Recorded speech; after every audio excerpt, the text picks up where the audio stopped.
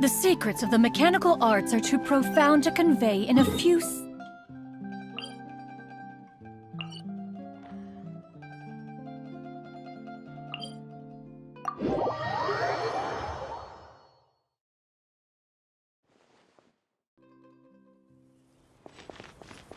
Yeah! Skyward!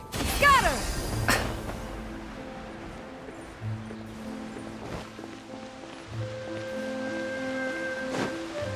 Yeah! Skyward!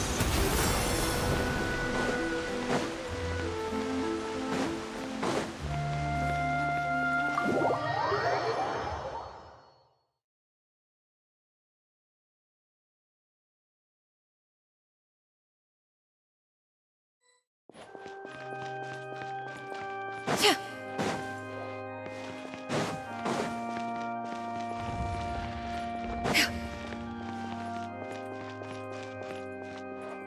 Yeah! Scatter!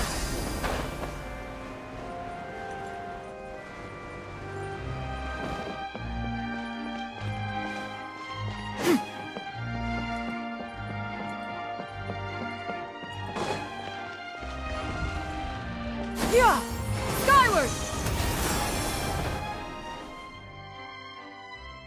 Thank you both so much. Without the two of you, who knows how much further down that cynical path I would have gone. I always told myself that once I'd made enough Mora, I'd get back to doing what I loved. But somewhere along the way, I started to lose sight of what that was. Just like those critics with their dishonest reviews, I became all about the trappings of success, at the expense of the art itself. You're right. Yes, I'm a very lucky man. Anyway, enough about my problems. What are we going to do about the threat letter that Lynette received?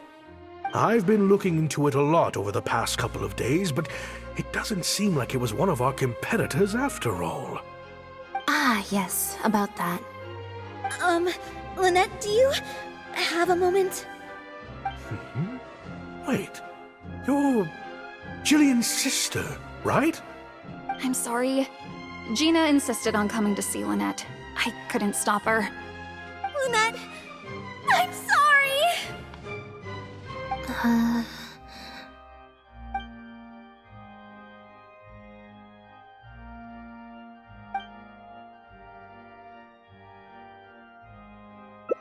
That letter? I was the one who wrote it. What? Gina? So it was you? Director, it's time for... Oh, okay. Weird energy here. I think we came at a bad time. Lynette, Gina must have been worried sick about me. I'm sure even she wouldn't do something so stupid if she was in her right mind. I'm so sorry. I promise I'll make it up to you somehow. Jillian, no! This is completely my fault, and I'm the one who should have to bear the consequences. I got the wrong end of the stick and completely misjudged Lynette. Well, since I haven't actually suffered any losses, seeking redress could be difficult. Maybe we could just let this one slide? Really? Are you sure? After all, Gina wouldn't be the first person to ever misjudge me, right? True. True. In any case, I think we can all agree it was a misunderstanding and nothing more. No need to overcomplicate things. But still, I was wrong to write that letter. I should own up to my actions, make it up to you in some way.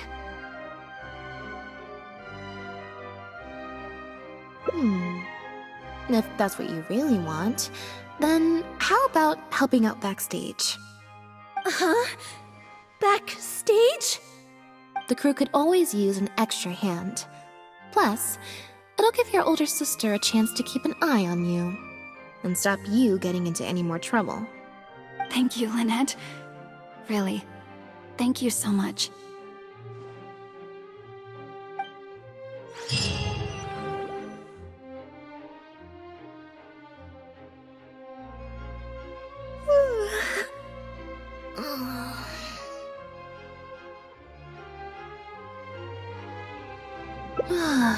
Is it? I'm so much more at home here in the audience. I get to sit on a comfy seat, and I don't have to activate my energy-consuming modes all the time. Mary said she's a very promising young actress, and she has natural chemistry with her older sister. In their capable hands, the show doesn't need me to attract an audience anymore. Phew. Freedom at last. Fame is more trouble than it's worth.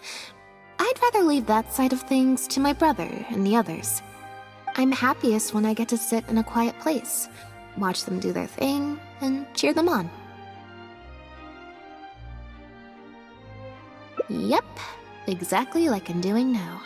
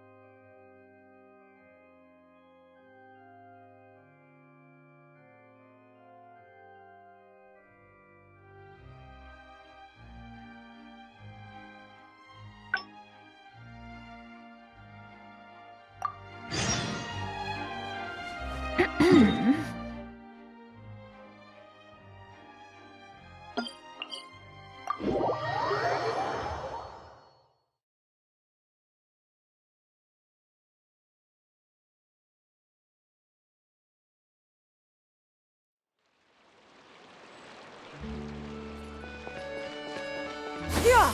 Skyward! Scatter!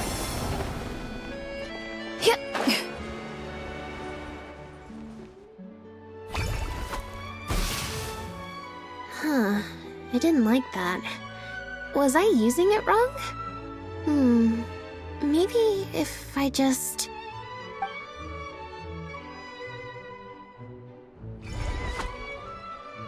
Clearly, there's some design flaws to iron out.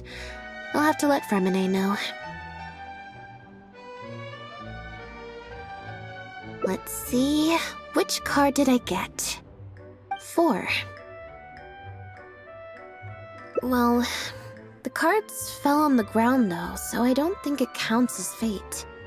If you want to get the right answer, you have to let fate decide. Also something Linny said. So, to put it another way, if picking a card up off the ground is how to not leave it to fate, then that means it must be the wrong answer.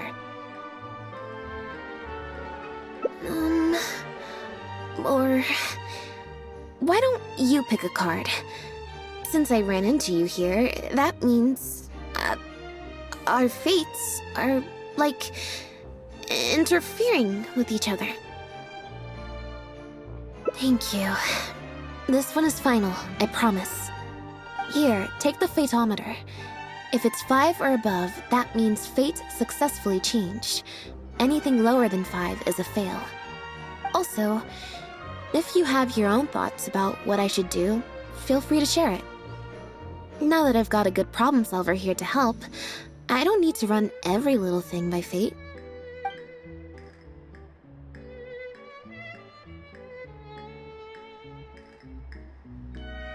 So, we're looking for Bonnie's owner?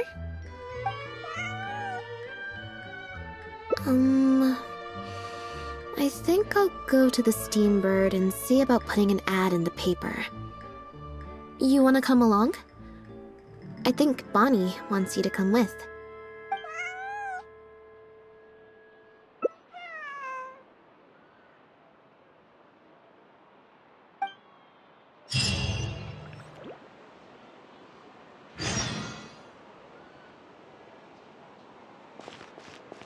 Yeah! Skyward! Scatter!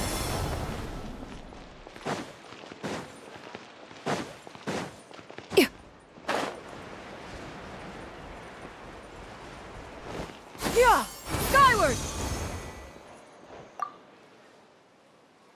Every stupendous day starts with a steambird. Oh, hi Lynette. Hi Traveler. What can I help you with? I don't think so.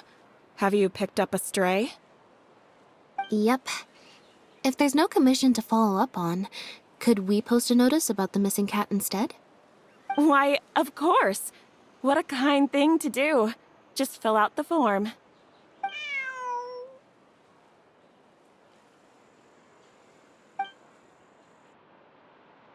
Well, we've registered you as missing. You can stay at my place until your owner finds you.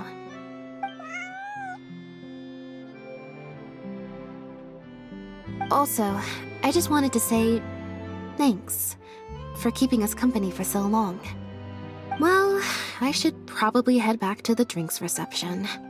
Hopefully most of the people have left by now. If you've got some time, you should stop by my place tomorrow to see Bonnie. There's a nice cup of tea in it for you.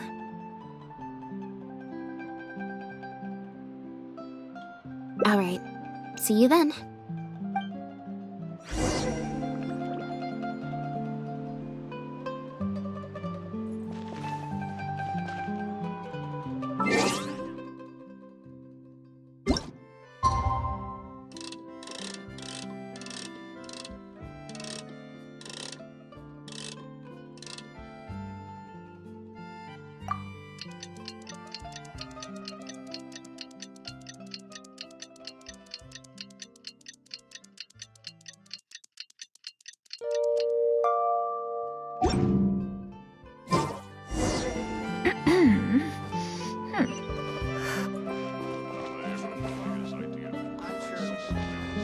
Yeah!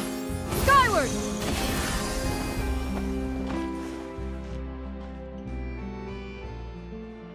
I believe this cat belongs to me. I already told you, this isn't your cat. Just take a breather, you two.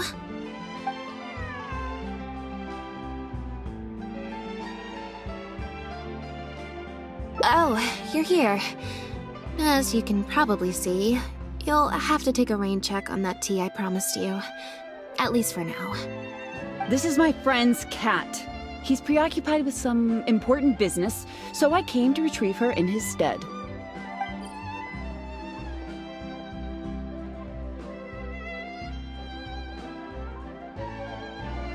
No, it's far more likely this cat escaped from the Humane Society.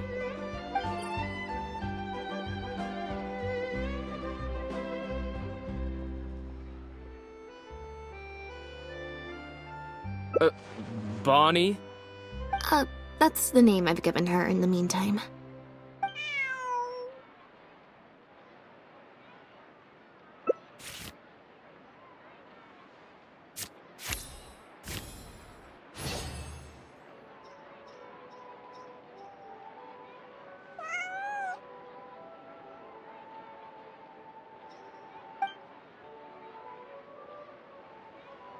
Well, this complicates things.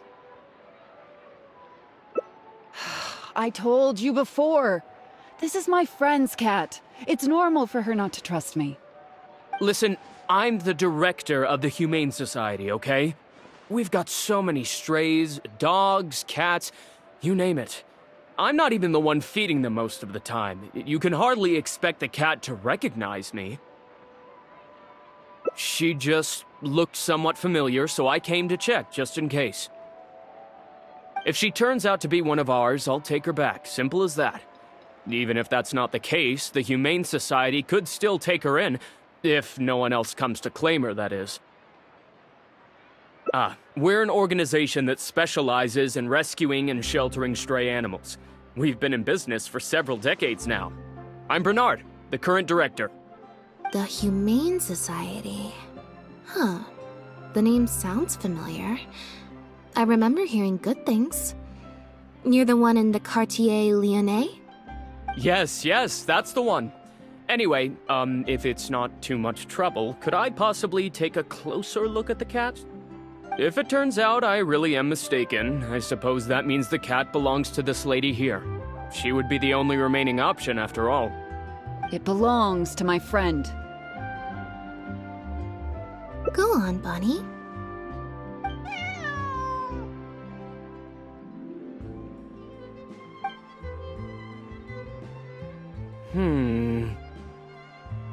Oh, nope. Looks like I was mistaken. They do look similar, but there's an ever so slight difference in this one's fur color. Deepest apologies, friends. Well, I suppose this means I still have a missing cat to search for. Apologies again for the confusion.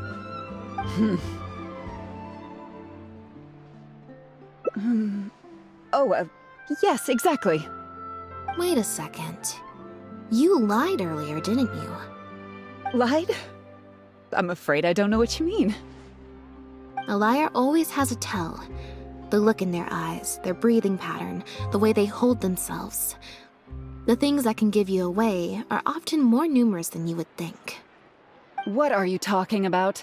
The way I see it, you're conflating baseless conjecture with fact. Normally, when someone is called out, their breathing speeds up as they begin to panic. But your breathing pattern hasn't changed one bit. In fact, it's been strangely calm and measured this entire time. It stands to reason, then, that your agitated behavior earlier was all an act. If you're a bad guy, I'm sure you'll take off running the first chance you get. If you're a good guy, the most likely explanation is that you're a member of the Guards, or some similar organization. And you're basing this off of? Intuition. Nothing more. Intuition. Well, I have to hand it to you, Lynette. You're right. I'm a member of the Guards. The name's Elodie. I'm currently investigating a cross-border smuggling case. This cat here... Bonnie, what's her name? Well, her owner is one of the prime suspects of our investigation. A couple of days ago, our suspect got wind that we were on his tail and fled. That's most likely how he got separated from the cat. I just so happened to stumble upon your notice in the Steambird, so I decided to see if he'd come back for her. But it looks like I overestimated him. The impact of this case has been huge. The Marechaussee Phantom, the Guards, and the Special Patrol have all launched investigations. If there was even the slightest chance that he would show himself, I had to follow up on the lead. A new kind of illegal drug, imitation synth. We confiscated all the synth on the market, but addiction isn't something that goes away overnight. Even without substances on the market, people are still looking for a way to get their next fix. And criminals are all too eager to capitalize on that addiction. That was the impetus for imitation synth. Needless to say, a small-scale market opened up very quickly. After the original synth debacle, we put several measures into place to prevent similar incidents from occurring. The perpetrators got smart, though, and shifted their sales overseas before those measures could kick in. That's when the imitation synth smuggling began. We only recently got word of the presence of imitation synth overseas. We managed to track down evidence of some early transactions. What we were able to find out, however, hasn't proven that useful given the amount of time that has passed. The Marechaussee Phantom launched an investigation to track down every person in Fontaine capable of producing a drug like that. That's how we learned about Bonnie's owner. He's a researcher at the Fontaine Research Institute. His name is Pierre. Pierre Lafayette, to be exact. Lafayette. The Marechaussee Phantom found him in Poisson. In addition to the cat, he also had a pendant with him. At first, there wasn't much cause for suspicion. A search of his house didn't reveal much to go off of either. The Marechaussee Phantom very nearly left it at that. It was only later that we realized the coat of arms on his pendant belonged to none other than the Lefebvre family, one of the most infamous aristocratic families in Fontaine. Obviously, this discovery prompted a further investigation into Pierre. At that point, however, we discovered that he'd already fled. Now the guards and the Special Patrol are all searching for him. That's not possible, actually. The Lefebvre family has been gone for a long time. Exactly. Many years ago, several important members of the family, including the Patriarch, were murdered by an assassin of unknown origin. From that point on, family's power and influence took quite the hit. The family is engaged in all manner of crimes. As you can imagine, there's no shortage of people waiting in the wings to take their revenge. And with the family severely weakened, they were able to do just that. Most of the remaining family members succumbed to sickness or hunger. The ones that survived are currently living out their days under a new identity. Pierre is one of those very survivors. He's been hiding away in the Fontaine Research Institute all these years. His true identity unbeknownst to all. Until now, that is. Well, my fellow guards have told me all about how smart and courageous you both are. And I know you possess a strong sense of justice. There could be a chance that Pierre, or one of his accomplices, might attempt to get close to Bonnie. Now that you've been briefed on the situation, I was hoping you'd help us keep a lookout.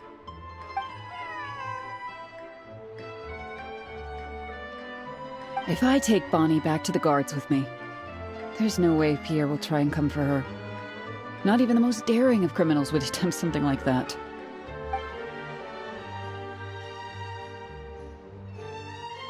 I have to admit, I'm not holding out too much hope that Pierre will come back for her.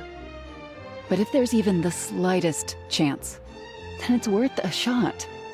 Well, I've got some other leads to follow up on. If Pierre does appear, please contact me right away.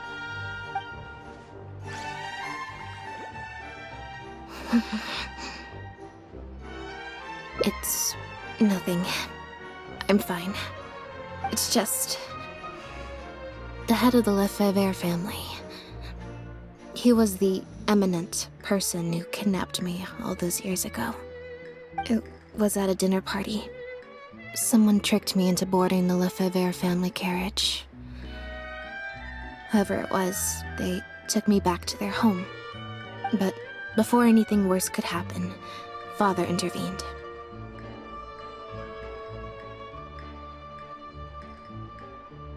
Yep. Father was the one who orchestrated the fall of the Lefebvre family. That's what led Linny and I to join the House of the Hearth. After all these years. I never thought I'd hear the Lefebvre name again.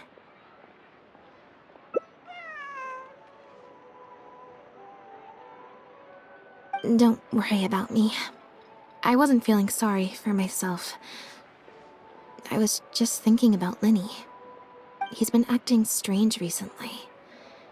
He avoids me for days on end, consumes himself with some secret investigation, and then out of the blue pushes me to do that acting job.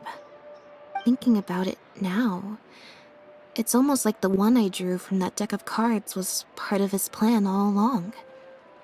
He must have asked Fremine to help him out. In any case, I know he's hiding something from me. He's really pulled out all the stops this time. It's very possible. I'm sure he tried to send me away because he was afraid it would bring up some painful memories for me. It wasn't necessary, though. Even after all these years, he's still as overprotective as ever.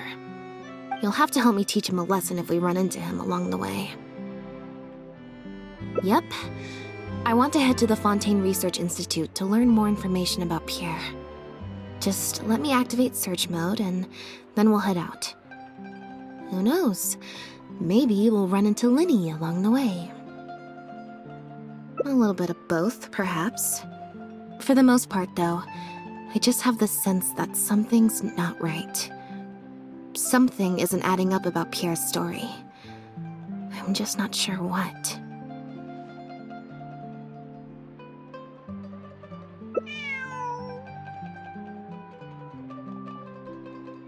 Okay, I'll write a letter explaining everything to the crew. Once that's done, we can head out.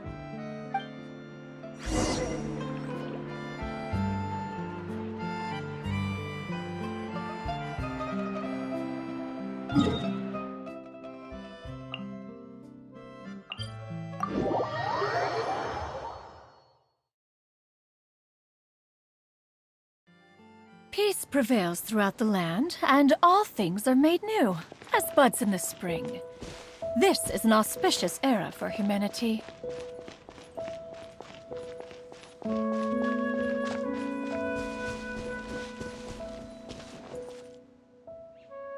Lynette, you're, not at rehearsal? You can drop the act, brother. In fact, I don't think either of us will have a need for acting anytime soon. You should know better than to try and keep something from me. You've never been able to do that, even when we were kids. And that's why I tried to distract you with the masked mime show. But I guess you're just too good. Care to introduce us to your new assistant? This is Officer Shovras, captain of the Special Security and Surveillance Patrol. You may have met her already. Nice to see you. I should clarify something. Mr. Linney's here at my invitation, not the other way around. To borrow your expression, Miss Lynette, I suppose that would make him my assistant more than anything. We've brought on Mr. Linney as a consultant in the past. He was instrumental in helping us crack a case involving a perpetrator who used magic tricks to commit crimes. I was hoping he'd be able to provide some valuable insight this time around as well. So you've heard everything then? That's exactly why we're here. There's always been questions surrounding the fall of the Lefebvre family. Some people even believe the House of the Hearth was involved. Whoever was behind it all was extremely cautious. They didn't leave a shred of evidence. This very fact, however, leads me to believe it was indeed the work of that harbinger. I took a look at the entrance and exit records of all the carriages that night. Let's just say it wasn't hard to deduce that there's ill will between you two. Don't worry, I don't have any evidence to that effect, and I certainly don't plan on going to bat for such a despicable family. Plus, you were victims back then more than anything. I sought Mr. Linney's help with the smuggling case. Nothing more. The way I look at it, it's a collaboration between us as people, not the organizations we represent. Besides, by working together, we can expose the truth as quickly as possible. You can hardly say that's at odds with the justice my organization strives for.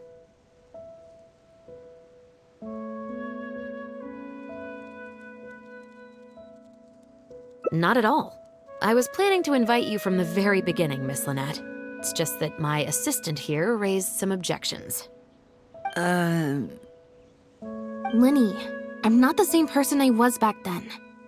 That little girl who did nothing but cower in the corner in fear, she doesn't need saving anymore.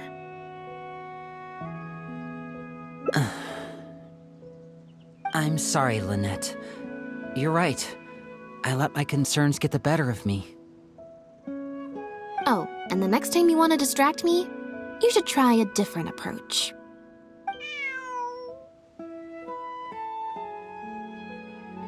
Who's this? You pick up a stray while I was gone? It's a bit complicated. I'll explain later. Anyway, her name's Bonnie. Well, if there are no objections, then I suppose the only thing left to say is... Lynette, Traveler, welcome to the team. It appears the Lefebvre family was very particular in their use of insignias and emblems. The family would use different emblems to mark differences in status, blood relation, and the like. In fact, the insignia that was discovered on the pendant was used to represent an illegitimate child. It's highly likely. That very status might have been what allowed him to emerge from the fall of his family relatively unscathed. It would also explain why he was able to assume a new identity as a researcher with relative ease. We discovered something interesting, though. After talking to some of his co-workers, it appears he pretty much works at the Institute in name only. He's practically been cast out. Apparently, Pierre was once addicted to synth. He tried to use the resources at the Institute to create a substance with a similar effect. He claimed it was just for research purposes, but the Institute revoked his access to the relevant materials regardless. He was placed on disciplinary leave, pending a thorough investigation of his actions. But it seems the Institute ran into some trouble along the way. Could have been a lack of personnel or a timing issue. In any case, they had to table their formal investigation into Pierre. Unfortunately, that also included reporting any relevant information to the higher authorities. As for his family background, it appears none of his co-workers at the Institute were aware of that information. All they could tell us was that he was quite the recluse. Other than the pendant, we didn't find anything else of note at his residence in Poisson. Based on the samples of imitation synth we've been able to analyze, it appears the substance leaves behind strong traces wherever it's produced or stored. Those traces might not be obvious to the casual observer, but they're not something our guard poodles would miss. Pierre's home, though, came up completely clean. We didn't find any records indicating possible involvement in overseas transactions either. So, the Marechaussee Phantom didn't view him as a major suspect at first. Maybe he had a separate, dedicated area where he made the imitation synth. Well, his neighbors did say he was often gone for long stretches of time. You would think with him out and about so much, people would have spotted him around Poisson, but residents said they barely ever saw him in town. If his reclusive nature was just a matter of keeping a low profile, I guess it would make sense for him to have a secret base to carry out his business. After he disappeared, the guards conducted a thorough search of Poisson, but they didn't come across any suspicious locations. Poisson. You know Hotel de Boer, where I first found Bonnie? To get there from Poisson, you have to cross a stretch of ocean. It's not somewhere a cat could just wander off on its own. A cat? You mean...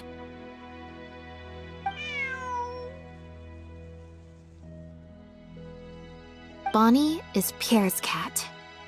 Oh, that's right! When the Marechaussee Phantom first tracked him down, I remember there being something about a cat in their report. So this is her? From what we've learned about Pierre's habits, he doesn't seem like the type to venture out without a purpose. So what you're saying, Lynette, is that Bonnie couldn't have gone missing in Poisson. If that's true, then... Exactly. Bonnie might even know where it is. Wait, you think the cat can lead us there? But she's not trained like one of our guard poodles. How is she supposed to understand what we want her to do?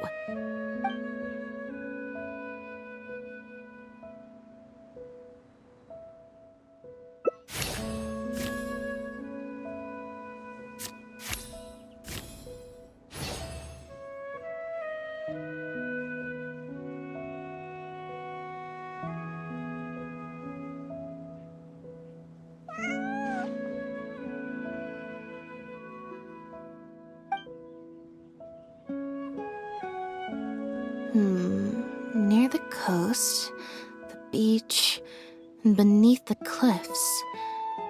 The place we're looking for is most likely north of the Court of Fontaine. Well, I've certainly never taken a witness statement like this before. Well, if it works out, maybe it's something worth getting used to. Cats and humans are actually pretty alike.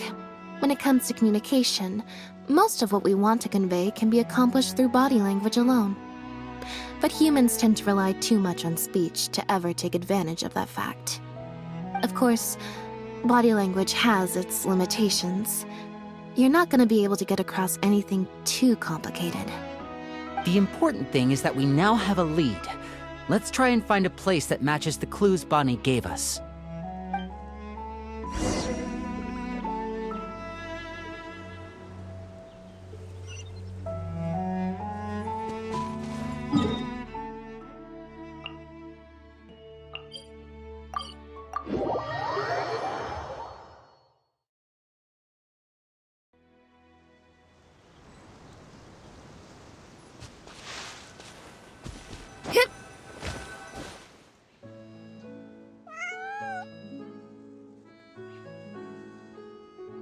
Seems like Bonnie is trying to take us somewhere.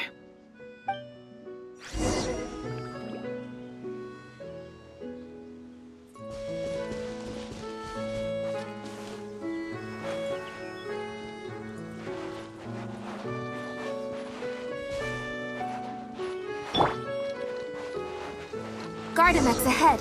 Look out! Stabilize!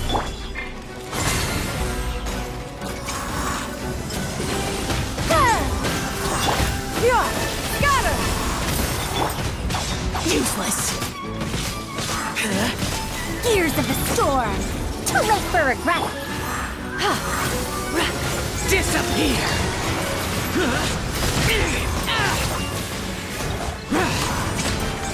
Here! Order guide you.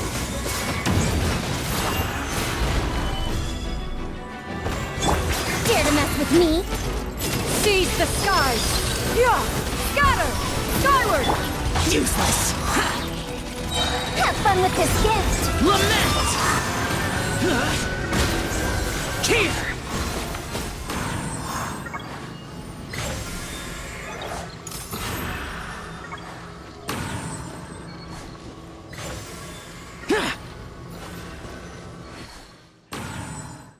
Wow, Lynette, you found this place so easily. If I thought there was any chance you'd say yes, I'd recruit you into the Special Patrol here and now, no questions asked. Sounds familiar. I pretty much receive letters daily from people trying to poach her from me. Let's just focus on our search. There's a lot to investigate.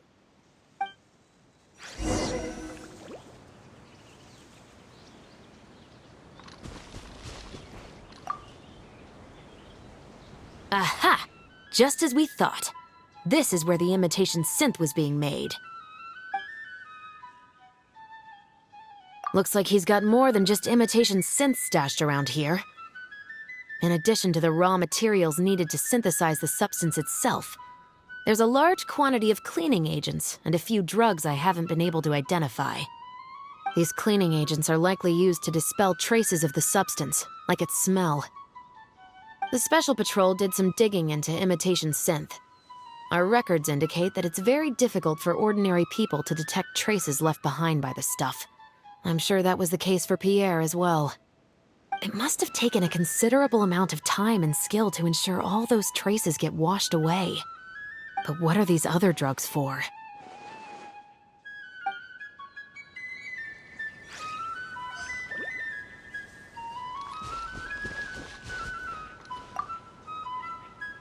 The material these bags are made of, it's quite rare.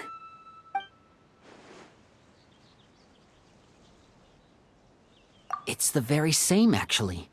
Romaritime flower fiber. But there's something special about the composition of these bags.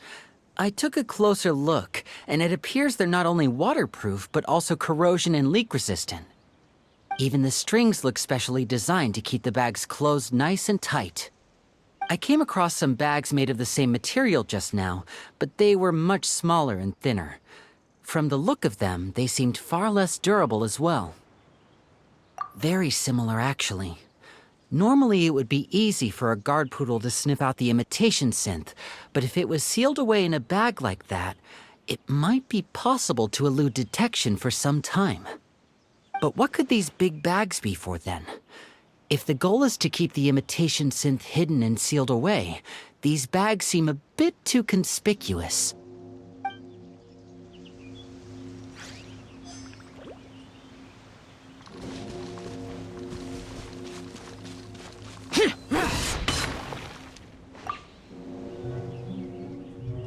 When the Marechaussee Phantom searched Pierre's house, there was no sign of these barrels, right?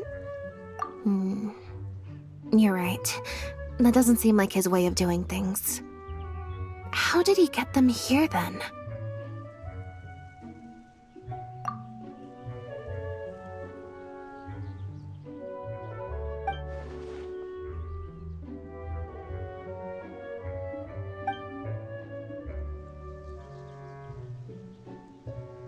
Only the lower halves of the barrels appear to have been submerged in water.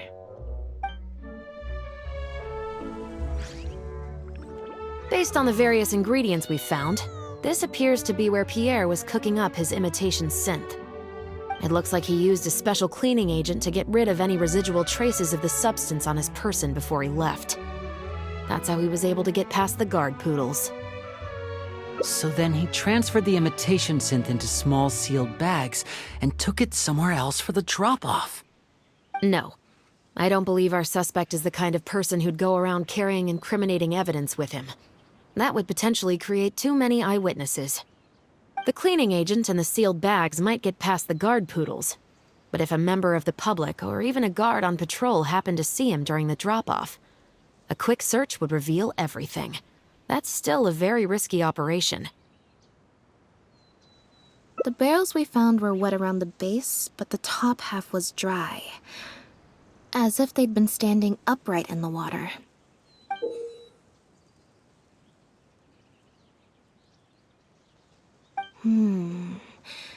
If you put a barrel in the water, it will normally float on its side. Unless it's heavily loaded, in which case it'll sink.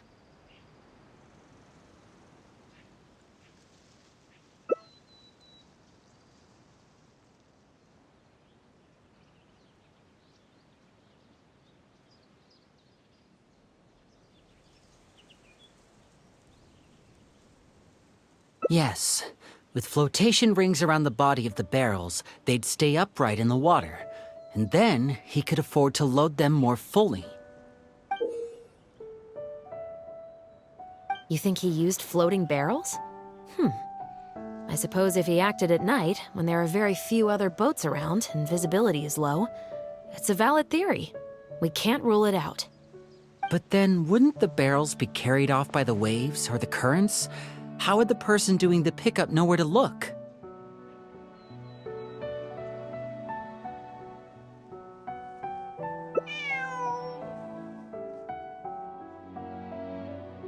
Traveler, can you come take a dip in the sea with me?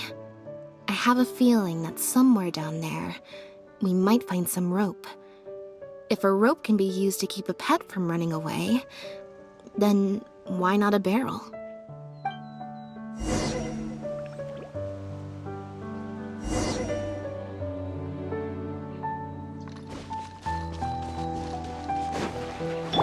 Yeah! Skyward! Scatter!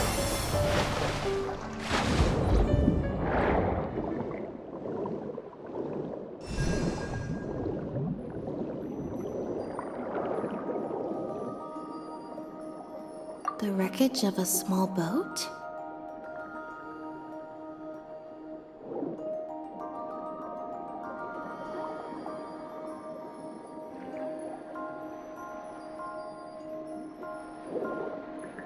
This isn't the place.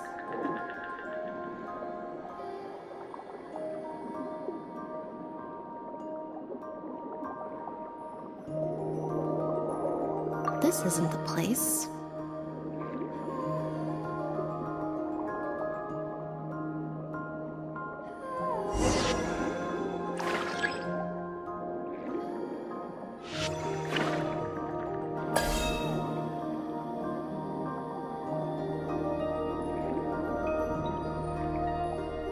Got it. Time to go up and report.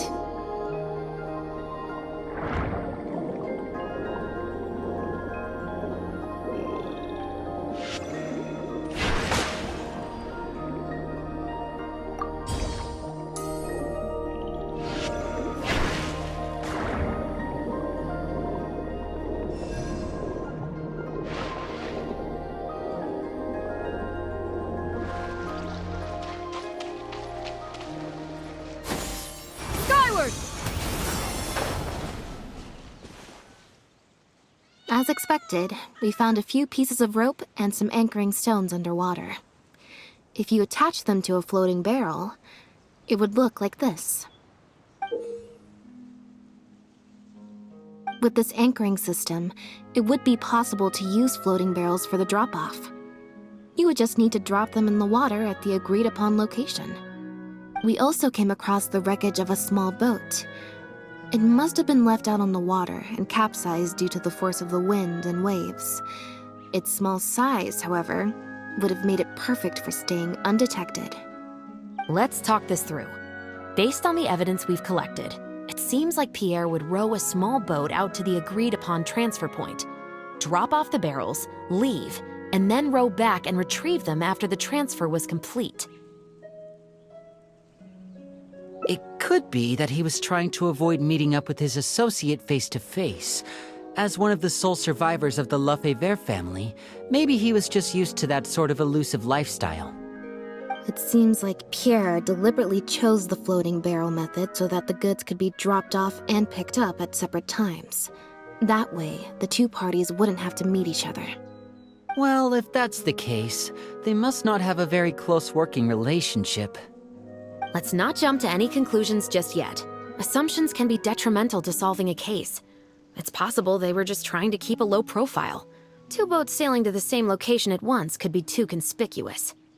The most important thing is that we can now confirm Pierre wasn't acting alone. The floating barrel drop-off system is proof enough of that. Let's say for now that he was only in charge of producing the imitation synth. That would mean there has to be at least one other person involved in the operation, likely in charge of transporting the goods across the border. Since we've determined that the goods were transported by boat, maybe we can track down some travel logs or something. We can certainly check the various ports for that information. It's possible, however, that Pierre's associate also used a small boat for the transport, and docked along the shore rather than at a large port. If that's the case, it's unlikely there would be any record left behind. Absolutely.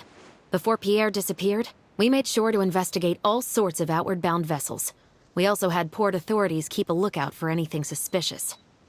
Unfortunately, we were never able to find out how they managed to get the imitation synth across the border. You're right. Whatever vessel was used for the pickup, the person responsible for smuggling the substance out of Fontaine would have had to use a larger vessel for the actual transport. That's the only way they would be able to smuggle on a large enough scale to make a profit. They must have found a way to disguise the imitation synth to clear port inspections. Exactly. We can't let any opportunities slip through the cracks. Although, given the amount of ports that could be involved, we should probably split up. I'll run home and ask some of my brothers and sisters to try and dig up some information. I should also head back and update my platoon on our progress. I'll grab some reinforcements while I'm at it. Lynette, Traveler, why don't you head to Lumiduce Harbor and see what you can find out? All right. Come on, Bonnie. You too.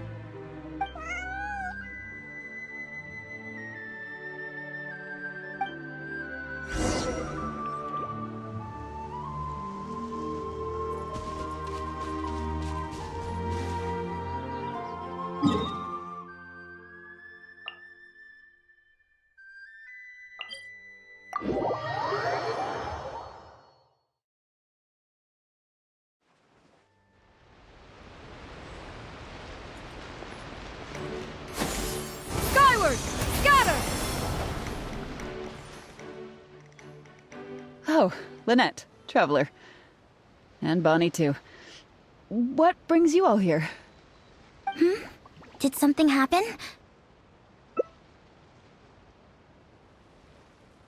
Oh. I see. Thank you for everything you're doing for the people of Fontaine. I'm in charge of guarding the port. You mentioned you were after some travel logs, right? I can go fetch those for you. Looks like I've got another hard day of work ahead of me. No, not usually. It's this incident that happened recently. Before that, everything was normal. All we had to do was confiscate anything suspicious and we could call it a day. Pretty simple stuff. But things are much more complicated now. We somehow let suspicious cargo pass through the port undetected. Not even our guard poodles were able to sniff it out. Even worse, we still don't know how the perpetrator was able to conceal the goods so well.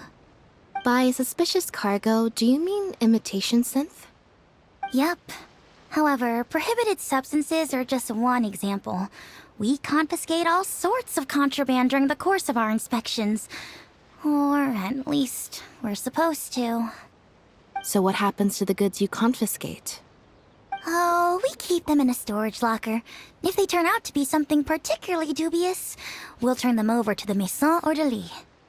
If the goods are only slightly suspicious but could otherwise be harmless, like raw materials that could potentially be used to create contraband, we return them to the ship they were confiscated from, instead of letting them pass through the port. Sorry for the wait. These are the travel logs for all the recent activity at the port.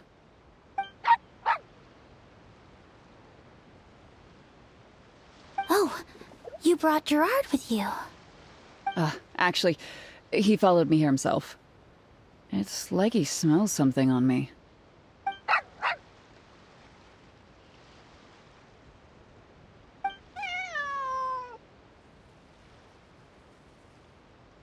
Huh. I wonder why Gerard is reacting to you two so strongly. Huh? We were so careful not to touch it, but we still ended up with traces on us. If it leaves a residue so easily, I just don't understand how the culprit was able to disguise the goods at all. Why don't you have a look at the travel logs first? All ships coming in and out of the port are recorded here, except for the ones the port authorities ride to and from work.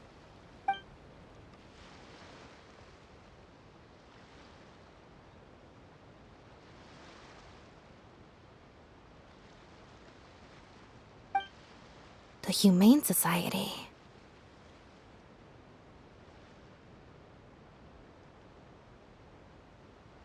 Their name is all over the exit logs. The purpose for leaving is always listed as overseas adoption. Ah, the director of the organization explained that, actually. He said a lot of the cat and dog breeds unique to Fontaine are also very popular overseas. So, his organization offers an overseas adoption program. Bernard, the director of the Humane Society, was the man who came looking for Bonnie earlier.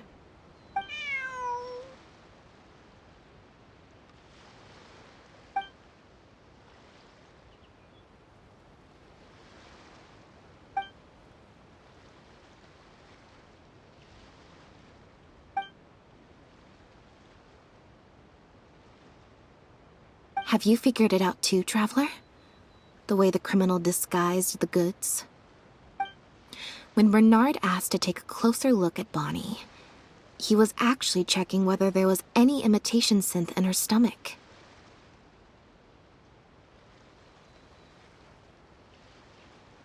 Wait, what? The sealed bags we found at the secret base.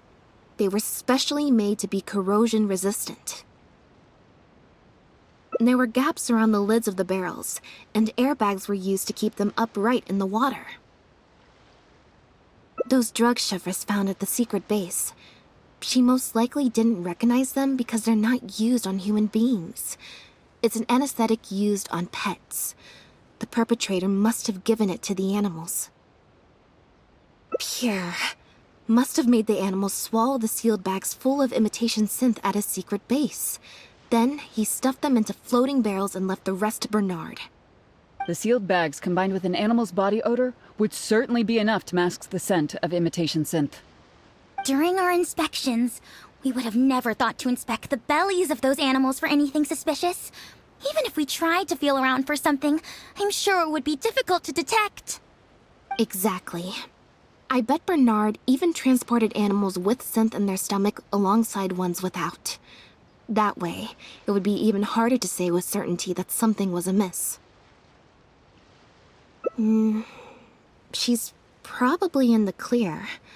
Otherwise, Bernard would have never left without her. I'm guessing he didn't know whether Pierre had already hidden the next batch of imitation synth before he fled. Just imagine. He sees the notice we put in the Steambird, and it turns out that one of the very cats he gave to Pierre for the smuggling operation is out in the open, roaming the streets of Fontaine. If Pierre had already hidden the next batch of imitation synth, then Bonnie would practically be living proof of their crimes. He would have had no choice but to go after her. So, that's why he came to find you, and insisted on taking a closer look at the cat. Wait a second, I'm a little lost here. I get the part about hiding the substance in the pets, but those... what did you call them again? Floating barrels? Why even put the animals in there in the first place? If you've got something as convenient as a floating barrel, why not just stuff it with the imitation synth directly? Why not wait to hide the stuff until after the exchange has been made? In order to make sure the animals could swallow the sealed bags, they made them extremely thin. Had they not done that, the animals would have likely bitten or chewed through them. That step would have required a lot of energy, as well as a certain amount of technical expertise, so it was better left to the more experienced Pierre. We've already proven how easy it is to pick up trace amounts of imitation synth, so I'm sure Bernard was taking all the precautions he could to avoid the same fate.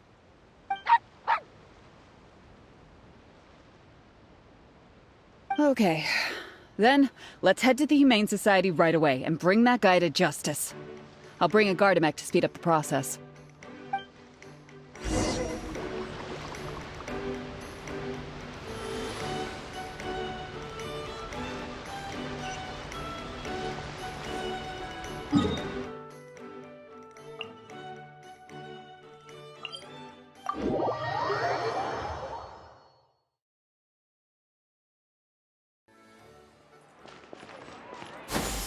Skyward! Scatter!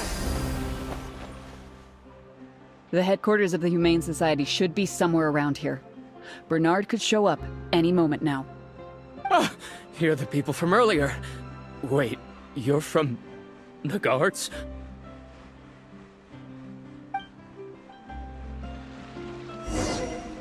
After him!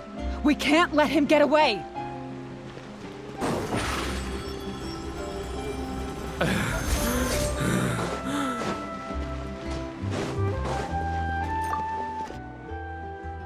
Give it up, Bernard. Mercy, have mercy. I'll talk. I'll tell you everything I know. The Humane Society has done so much good over the years, and yet you have committed such an atrocious deed in its name. Look, I didn't have a choice, okay?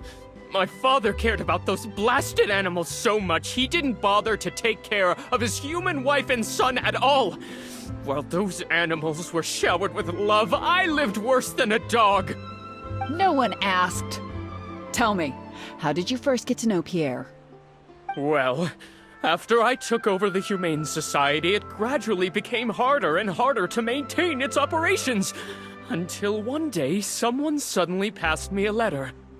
It said that I could stand to get a large sum of money as long as I helped them to transport some animals abroad. It was only after a few such transports that I finally understood what I was really transporting. But then, Pierre wrote to me, saying that we were already partners in crime and that I better keep cooperating with him if I didn't want to be reported to the guards.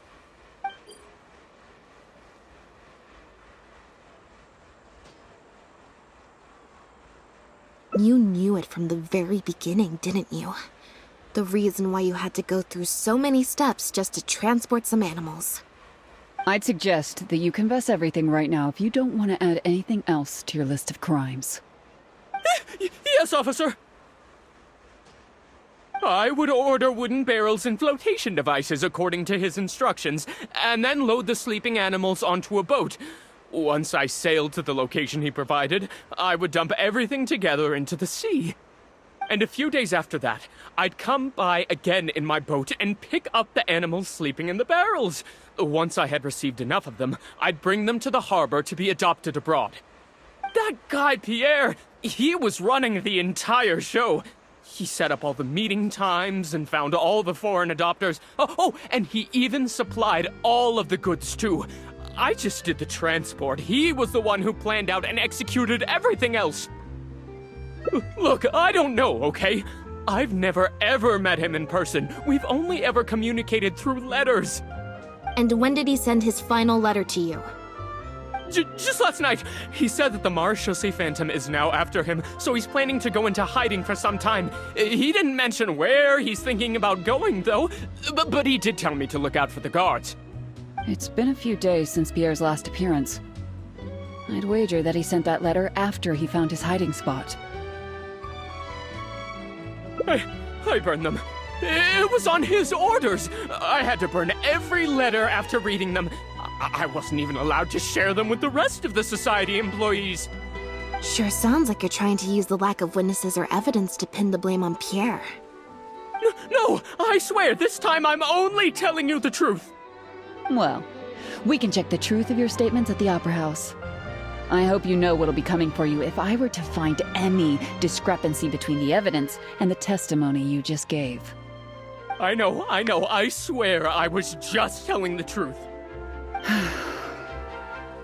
My thanks to you both.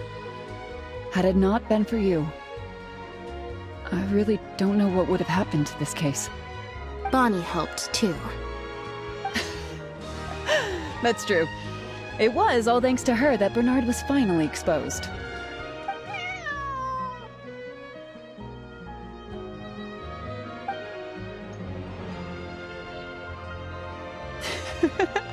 And it looks like she's grown quite fond of you two as well. Then I'll leave you be. Just let me know if you find any other new leads.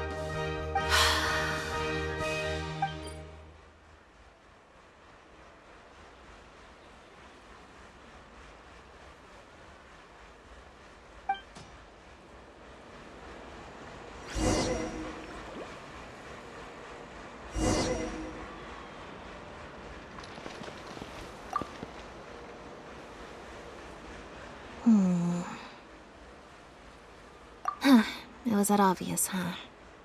Well, even though it didn't feel like Bernard was lying, after talking to him, I'm getting an even stronger sense that something's not quite right. We investigated so quickly that perhaps we've missed a thing or two along the way.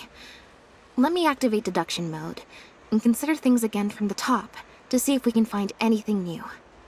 Is there still anything unresolved or strange that we should try to consider?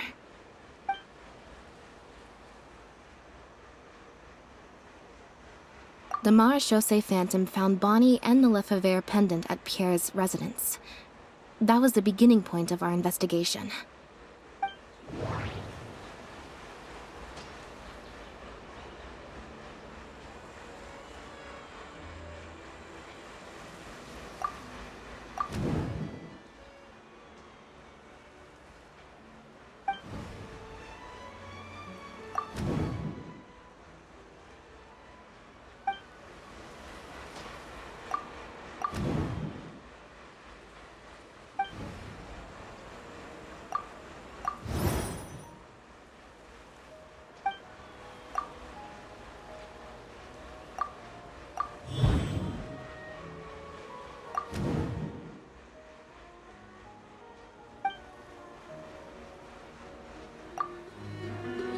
Why would he leave such an obvious trail for us to follow, when he took so much care to not leave any traces of imitation synth in his home?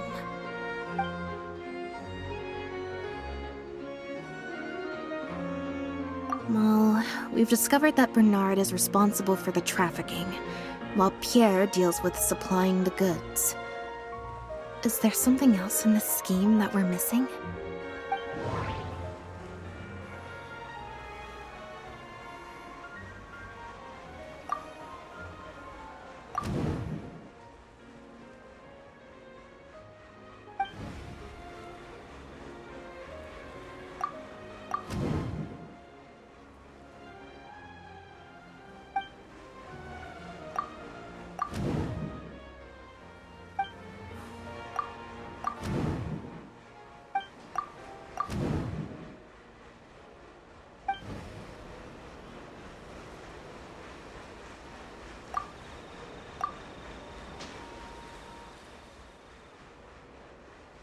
There's no need to rush.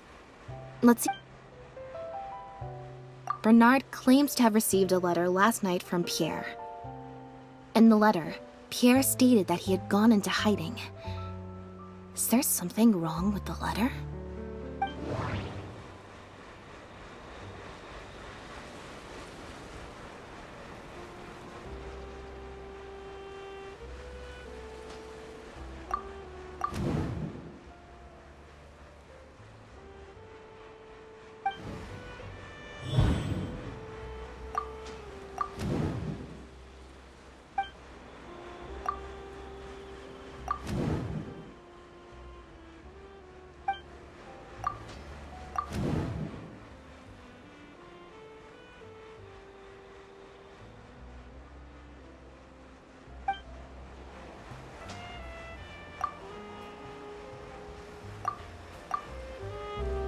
If Bonnie had imitation synth in her body, then she was a liability that had to be recovered at all costs. But if she wasn't carrying anything, then it would have made sense to tell Bernard not to worry. And thinking about it, Bernard only attracted our attention in the first place because he came to look for Bonnie. Could it be that the person who wrote the letter also knew nothing about Bonnie's whereabouts? Or they had a separate goal entirely?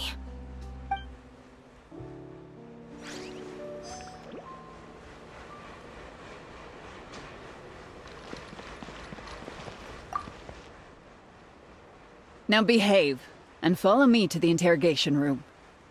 Ow! That hurt. Ow!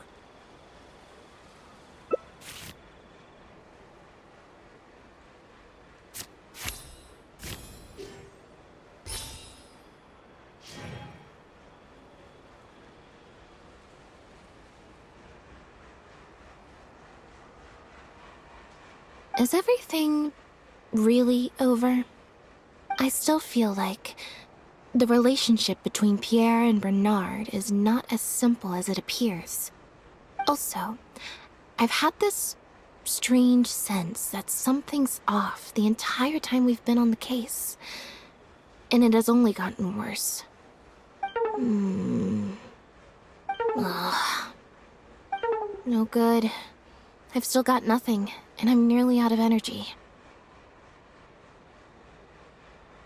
All right, I'll stop thinking about it for now. At the very least, we've made it so that no more animals will suffer like those poor animals did. And that's what I hope.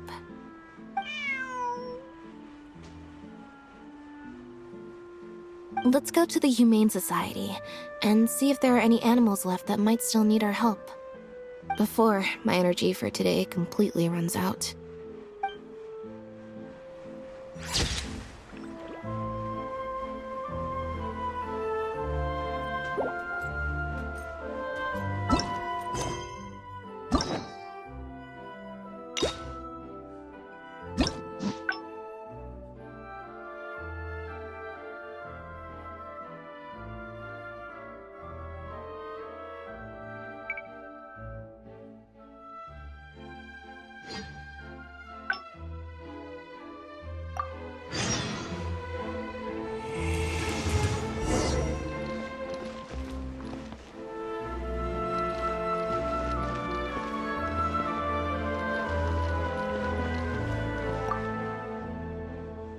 Now behave, and follow me. Ow! That hurt. Ow!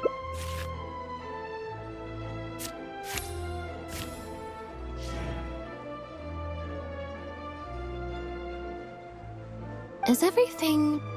I still feel... Also, I've had this...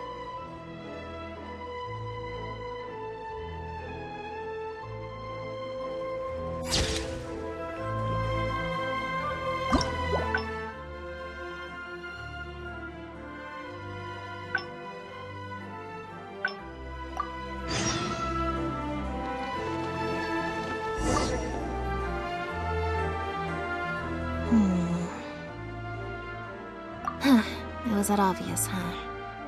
Well, even though it didn't feel like Bernard was lying, we investigated so quickly that perhaps we've missed a thing or two along the way.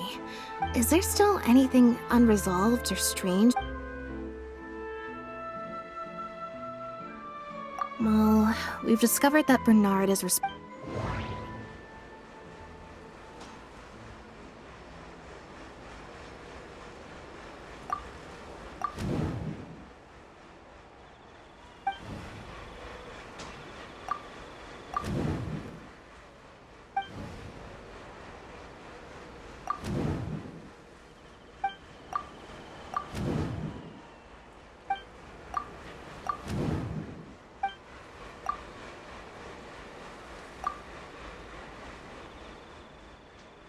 There's no need to rush.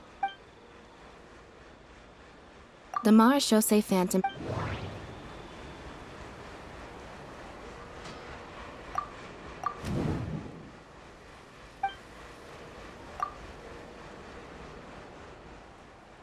There's no need to rush. Bernard claims to have...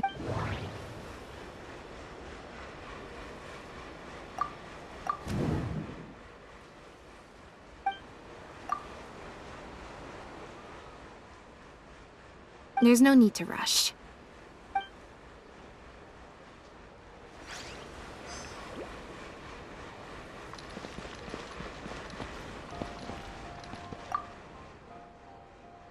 Now behave. That hurt.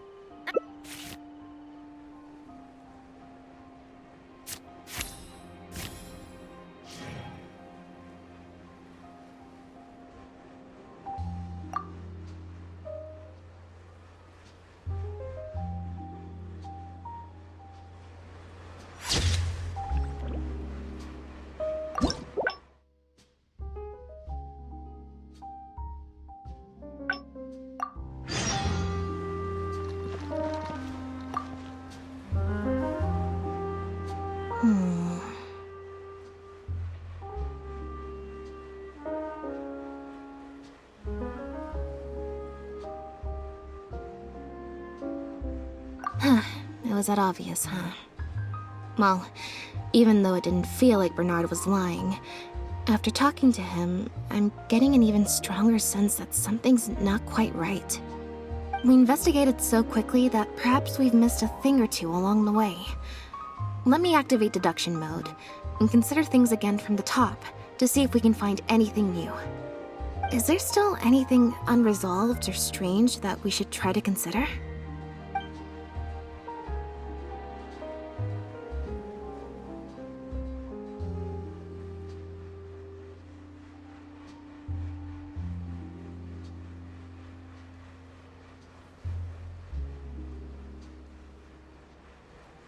The Marechaussee Phantom found Bonnie and the Lefebvre pendant at Pierre's residence. That was the beginning point.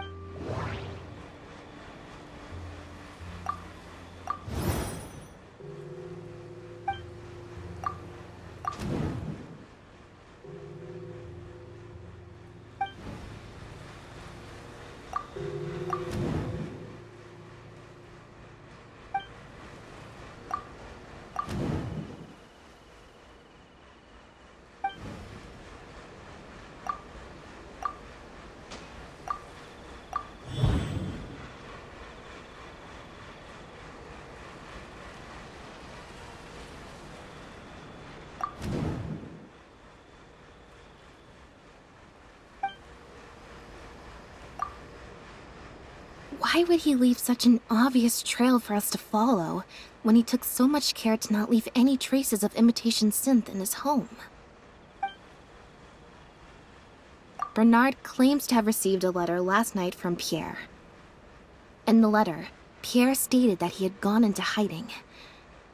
Is there something wrong with the letter?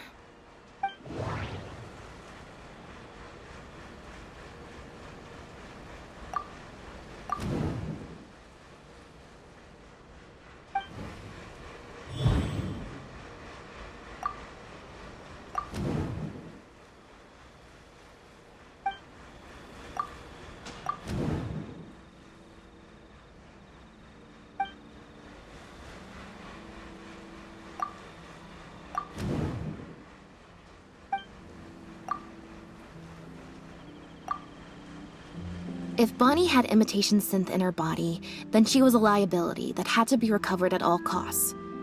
But if she wasn't carrying anything, then it would have made sense to tell Bernard not to worry. And thinking about it, Bernard only attracted our attention in the first place because he came to look for Bonnie. Could it be that the person who wrote the letter also knew nothing about Bonnie's whereabouts? Or they had a separate goal entirely?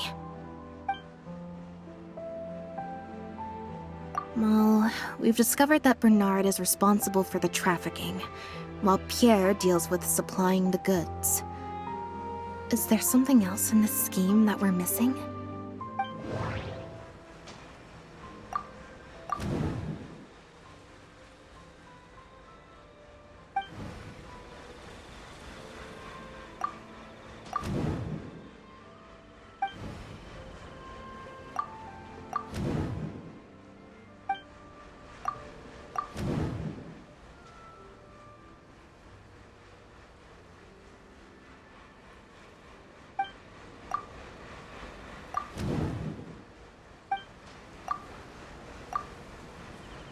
Yeah, According to Bernard, Pierre also supplied all of the goods. But if the Marechaussee Phantom's records are correct, Pierre should have lost all access to the materials required to create the imitation synth. And the Institute has also not reported any theft of their stocks. The final question is, why did I sense that something wasn't right after hearing Bernard's testimony? Even more so than before.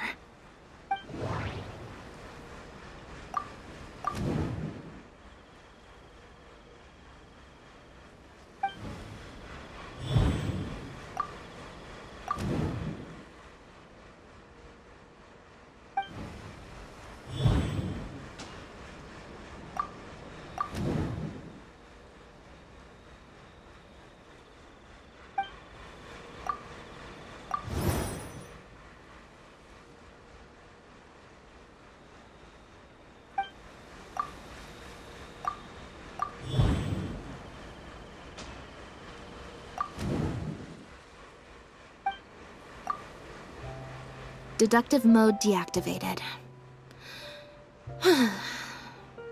I think we may be close to the actual answer.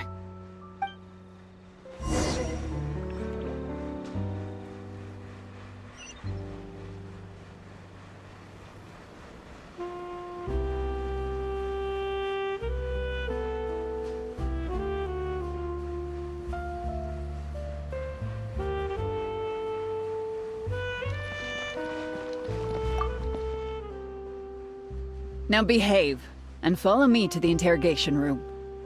Ow! That hurt. Ow!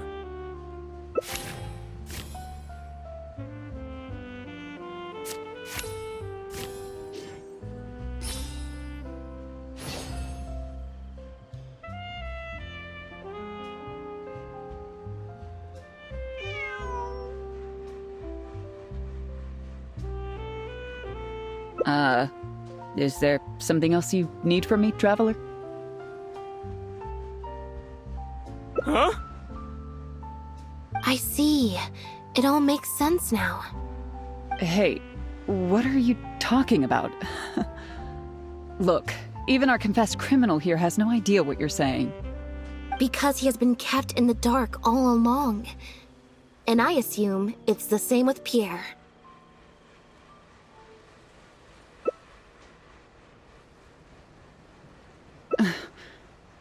That never quite added up for me. Why did Pierre feel compelled to return to his home with Bonnie and the pendant, and make them so easy to find for the Marechaussee Phantom? Both of these things are in stark contrast to his usual meticulous and vigilant behavior. There's only one reasonable explanation. He was following orders, just like Bernard. He probably received the following instructions right before the Phantom came knocking on his door. Bring the cat and the pendant, and our undercover agent will be sure to help you. Unbeknownst to him, however, the third person who wrote that letter to him had long decided to sacrifice him and Bernard to save themselves. What? You can't be serious. There was a third person involved? If you focus only on Bernard's testimony, it's easy to believe that only Bernard and Pierre were working together. The case appeared extremely simple. Bernard did the trafficking, Pierre the imitation synth production, drugging, and stuffing.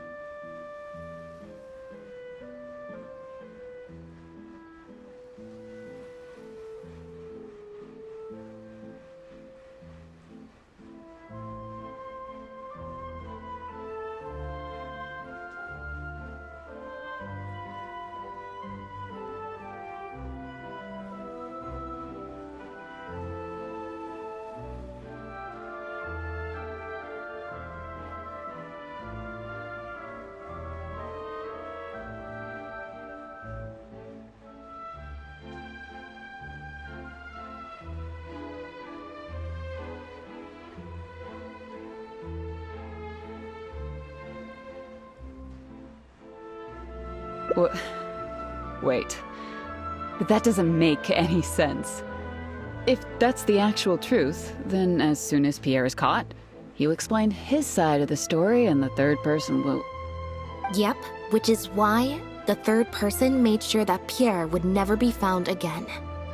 Once they had instructed Pierre to expose himself, the third person wrote to Pierre again, suggesting that everything had been taken care of, and he should take Bonnie and safely return to his base.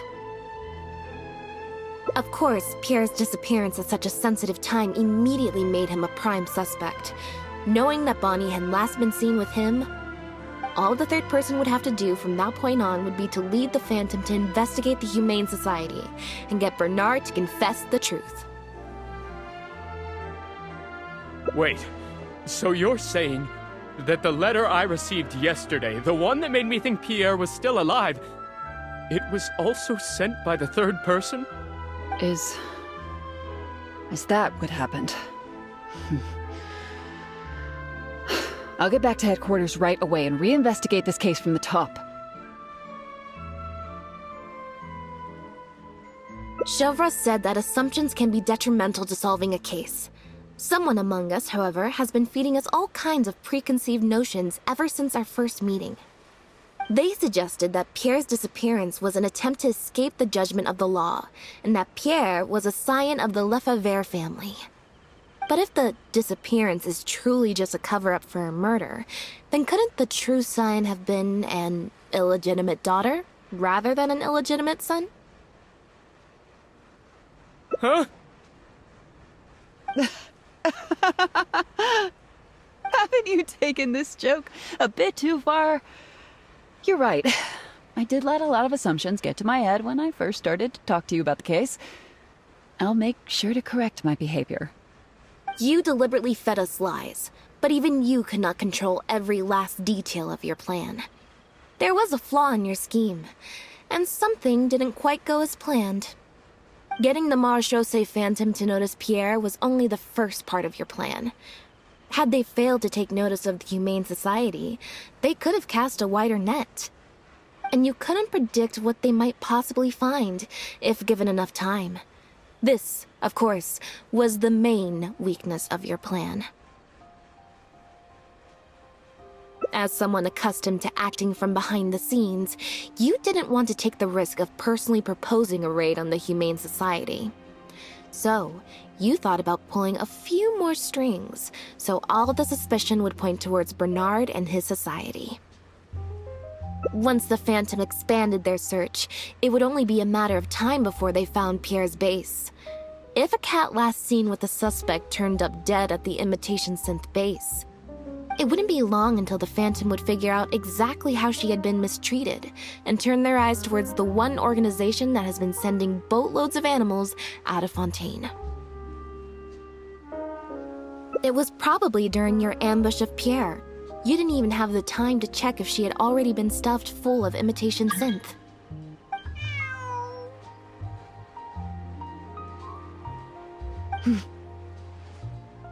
Still, you soon found another opportunity. Before long, Bonnie had made her way back into the city, and even popped up on the Steambird. Like Bernard, you desperately wanted to confirm the contents of her stomach, so you hurried to find us. Unlike Bernard, however, you were hoping that Pierre did have the time to make her swallow a load of imitation synth. While investigating the suspect's cat, we unexpectedly discovered that the suspect has been smuggling imitation synth using living animals as intermediaries.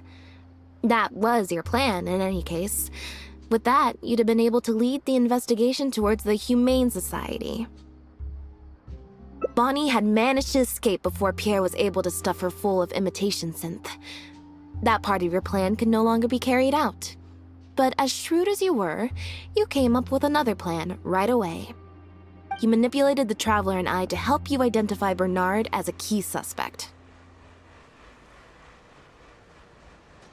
You used the Lefebvre name as bait to get us to join your investigation. With 2 extra bodies around, the Special Patrol is sure to soon take note of the strange event of Bernard somehow having a reason to look for Pierre's cat. So, what you're saying is, I went to all that trouble just for the chance that you might put forth the suggestion that would lead you down the wrong path. Of course, you did far more than that. Just now at Lumidu's Harbor, were you not the person who highlighted the suspicious activities of the Society? Oh. You even highlighted the Society's activities during your compilation of the logs, so they'd be immediately visible to anyone examining the records. Moreover, the logs contained no records of the Port Authority's activities. In other words, your activities. And what are you trying to suggest with that? I am insinuating that you had plenty of opportunities to transfer the raw materials for imitation synth from the harbor to a boat, and then sail over to the meeting place full of floating barrels. And that's how neither the trafficker nor the manufacturer knew there was a third person who supplied the raw materials, and surreptitiously operated between them.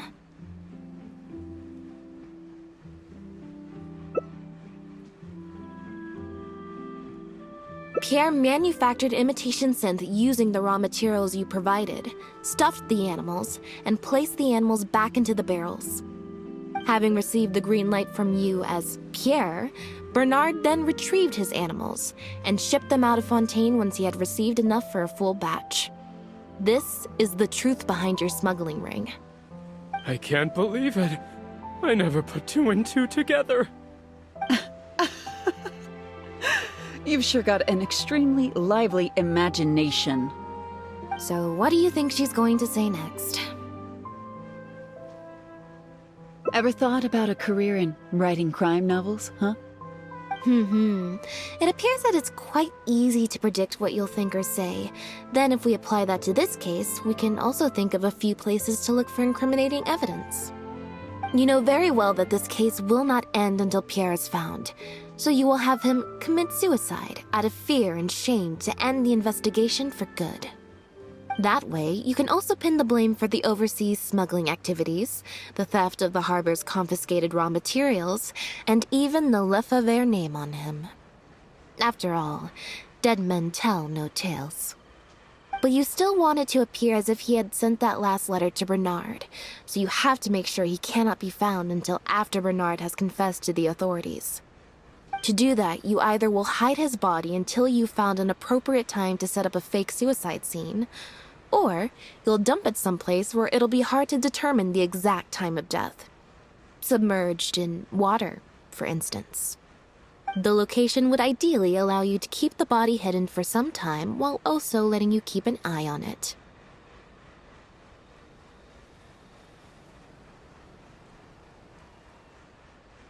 There are only so many options to hide a person's time of death, after all. As long as the Phantom investigates each of the possibilities in turn, they'll surely find Pierre's remains. Especially since, as the prime suspect who will now be taken into custody, you will no longer have the time to move him or set up a fake suicide scene to cover up the murder. How absurd. And on what grounds will you order my arrest?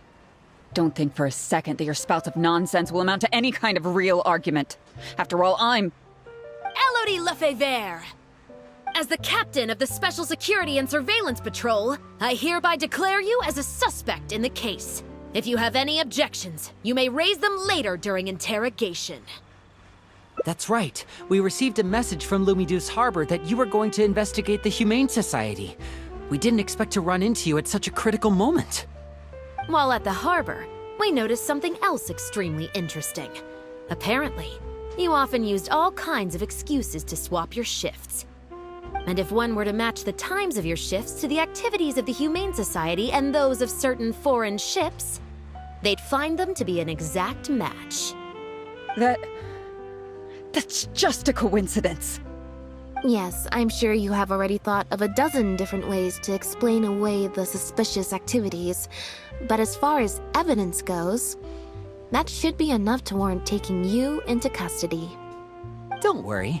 If it turns out that the guards are still unable to find any evidence after all this, Lynette and I will do everything in our power to clear your name.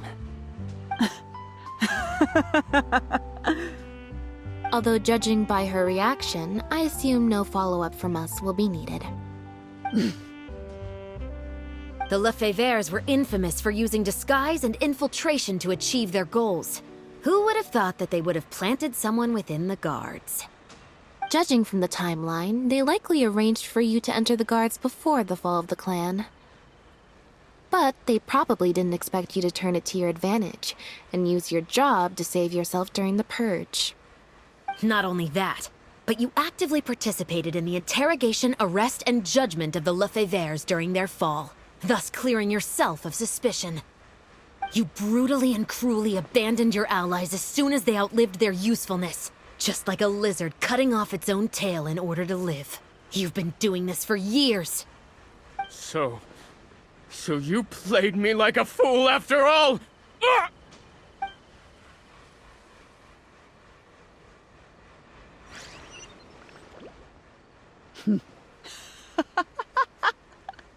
What was that word you used? Ally? You think that someone as foolish as him is worthy to call himself my ally? They were worthless scum, all of them. Not just Bernard and Pierre, but those Lefebvres too. They always just saw me as a tool.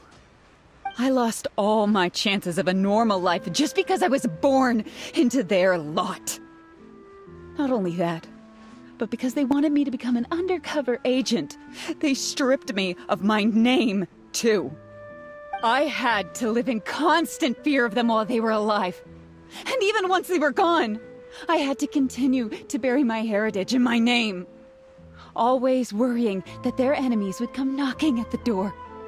Do you know anything about what I've been through over all these years? My life as the last Lefebvre? I don't, and neither do I care.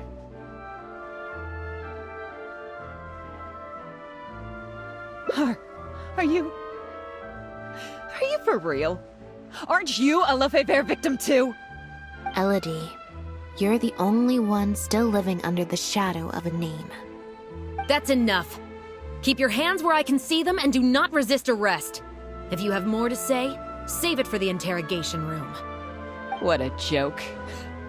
What a joke! Hey! Don't come any closer. What's that? Know what this is? I've secretly planted loads of explosives in the Humane Society. Just one step closer and... whether they're cats, dogs, or just unlucky human employees, they'll all be blown up into smithereens. Surely you bunch of goody two-shoes won't let that happen, right?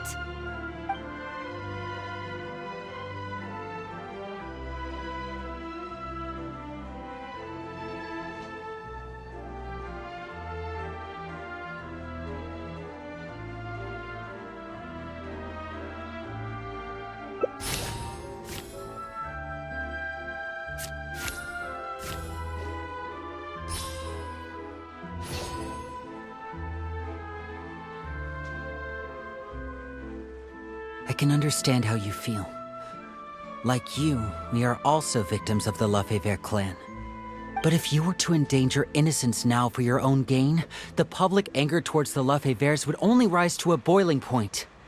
And the families of the new victims would be dead set on exacting revenge on you. And what of it? I'll be your hostage, Elodie. What? Thanks for your concern, Traveler. But we need to end all of the hate and violence arising from this clan once and for all. I'll raise my hands and come over slowly. I promise that I'm completely unarmed. I'm watching you. Don't think for a second you can pull a fast one on me. Mm-hmm. That's right. Just keep your eyes on me. Don't look away. Ah!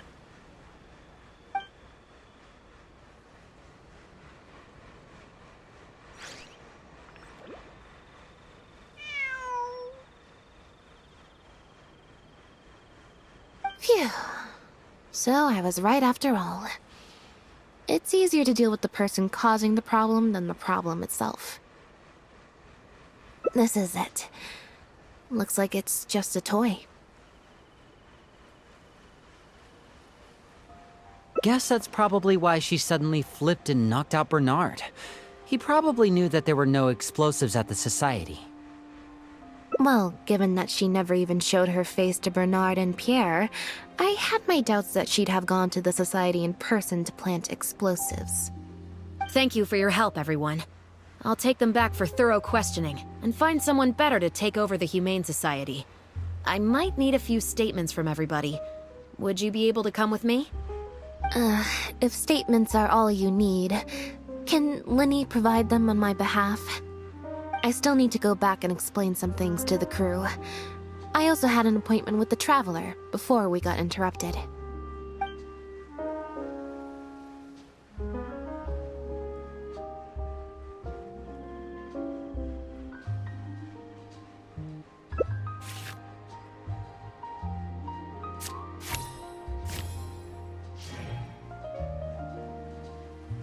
A lot has happened since then. I'm referring to when I invited you over for some tea and also to spend some time with Bonnie. Once I'm done talking with the troupe, I'll take Bonnie home and make a nice cup of tea. You'll be able to find us outside of my door.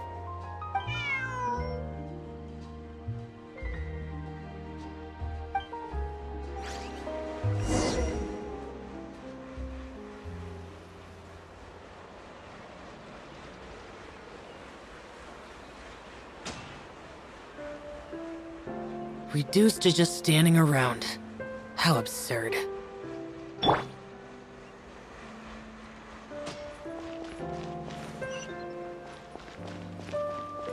Yeah! Skyward! Scatter!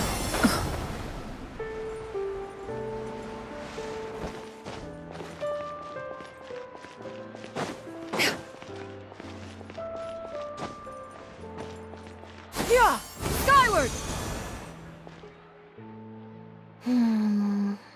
Black tea and a cute kitty. Truly the best combo for standby mode. Want some?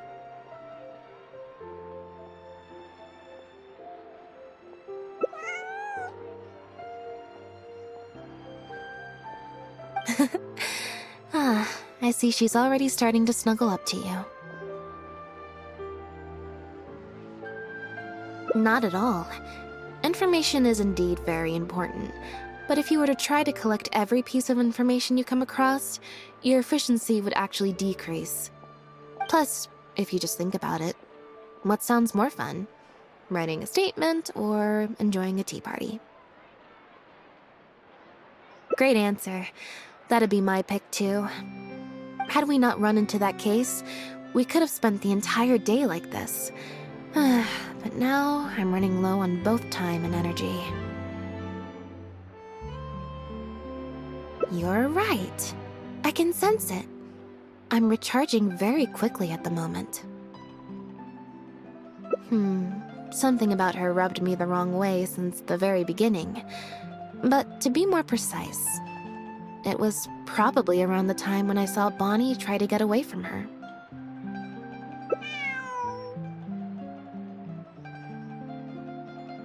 Elodie tried to get close, but Bonnie deliberately dodged her.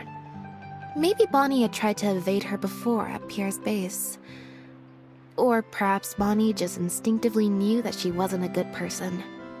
Not everyone who likes cats is a good person. But if cats like you, you're probably alright. Humans tend to overthink things, but cats rely on their instincts, and they're pretty sharp. I mean, just look at Bonnie. She took a liking to you the moment you met.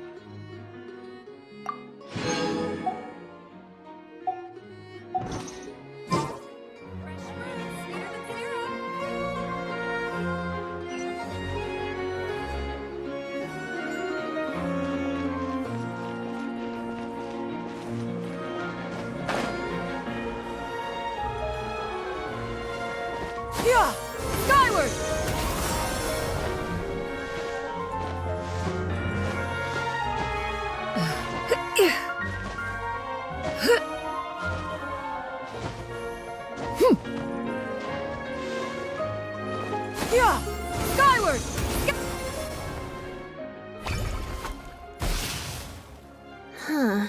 I didn't like that.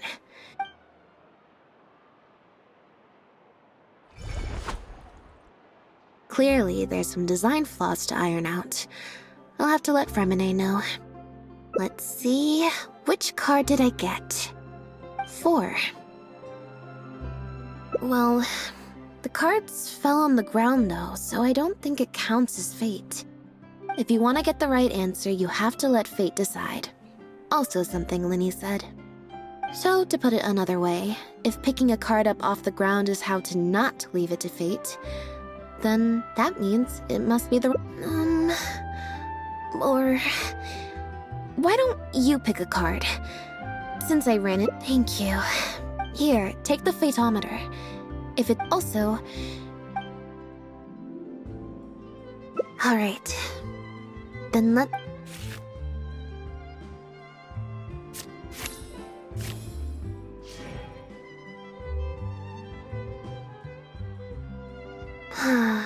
Back to the drinks reception. There's 20 cards in total, numbered 1 to 20. So I should also mention, this time the... Nope, I said it was your decision. Besides, the drinks reception is technically part of the job as an official. It might get sued for breach. Oh, one other thing. Do you... Thanks.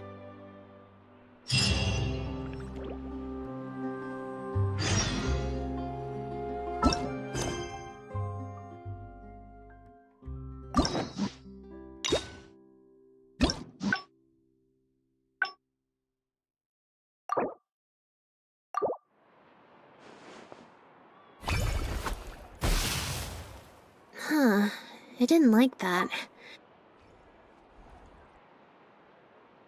Huh? What you're saying is, since nobody's come looking, I can just keep hanging out with Bonnie for a bit longer? Is that really okay?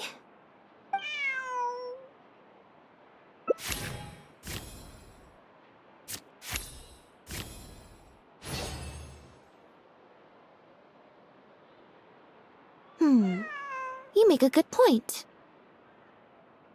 Okay, well, assuming Bonnie hasn't strayed too far from where she went missing, there's a chance we might bump into her owner in either the Steambird offices or the restaurant.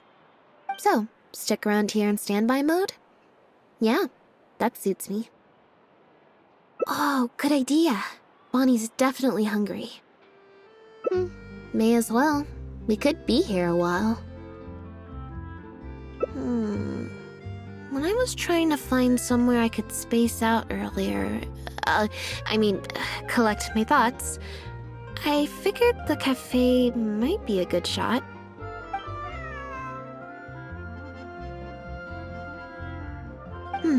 Alright then.